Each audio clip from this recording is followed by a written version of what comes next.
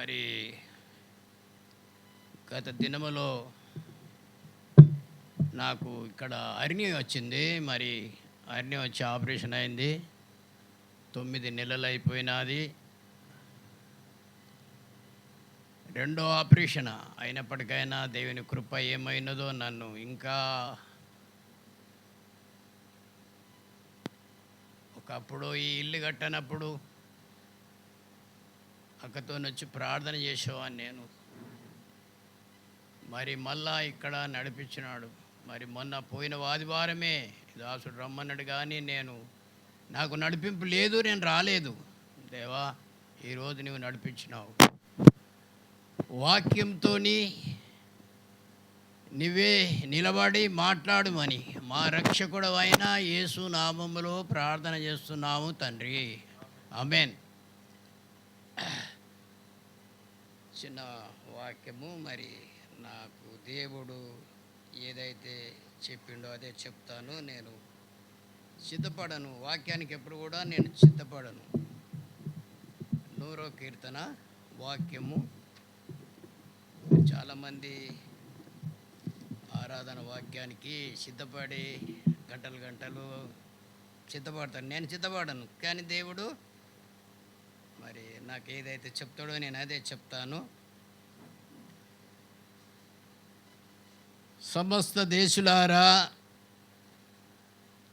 యెహోవాకు ఉత్సవమని చేయుడి, సంతోషంతో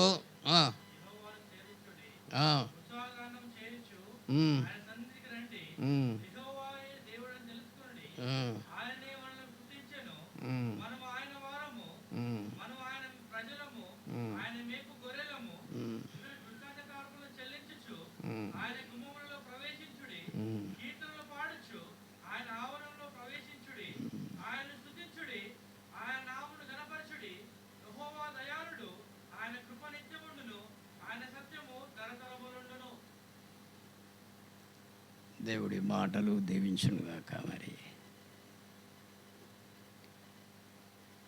ఇక్కడ నువ్వు నేనే కాదు, దేవుని వాక్యం ఏం చెప్తుందంటే సమస్త దేశులారా అంటున్నది. సమస్త దేశులారంటే భూదిగంతముల వరకు ఉన్న ప్రజలు కూడా దేవుని సన్నిధికి రావాలని వాక్యం సెలవిస్తున్నది. సమస్త దేశులారా, యెహోవాను ఉత్సవమని చేయుడి, సంతోషముతో యెహోవాను సేవించుడి. ఉత్సవ జ్ఞానము చేయుచు ఆయన సన్నిధికి రండి, యెహోవాయే దేవుడని తెలుసుకొనుడి.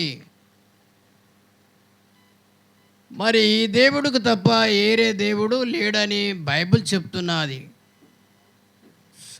దేవుని సన్నిధికి ఆయనను ఆరాధించనీకి, ఆయన స్తుతించనీకి, ఆయన గణపరచనీకి మరి రావాలని దేవుని వాక్యం సెలవిస్తున్నది. ఆయనే మనల్ని పుట్టించును, మనము ఆయన ప్రజలము. మనము ఆయన ప్రజలము, ఆయన మేపు గొర్రెలము. కృతజ్ఞతాస్తుతులు చెల్లించుచు ఆయన గుమ్మములో ప్రవేశించుడి. కీర్తనలు పాడుచు ఆయన ఆవరణములో ప్రవేశించుడి. ఆయనను స్తుతించుడి, ఆయన నామమును గణపరచుడి. ఇక్కడనే కాదు, చర్చిలోనే కాదు, మనము పోతుంటే కూడా ప్రజలకు దేవుని నామము ప్రకటించాలి, సువార్త ఇయ్యాలి.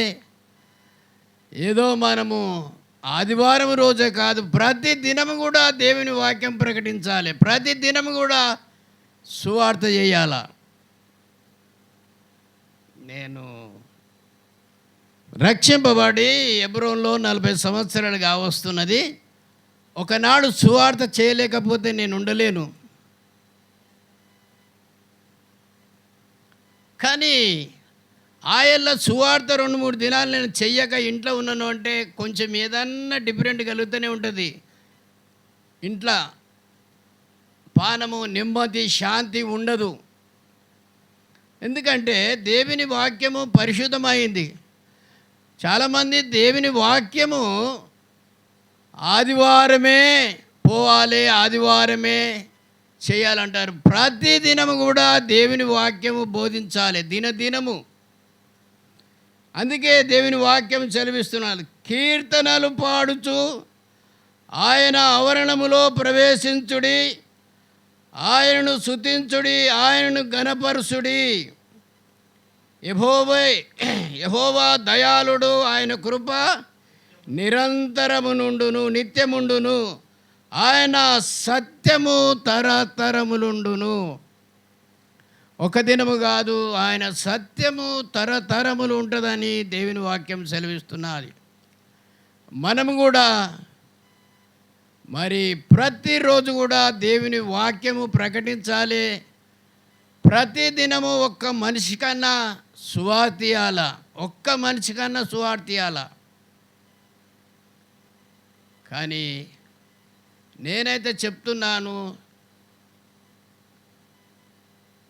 దేవుని వాక్యము సువార్త ఇయ్యకపోతే నాకు నిమ్మతము, శాంతి ఉండదు.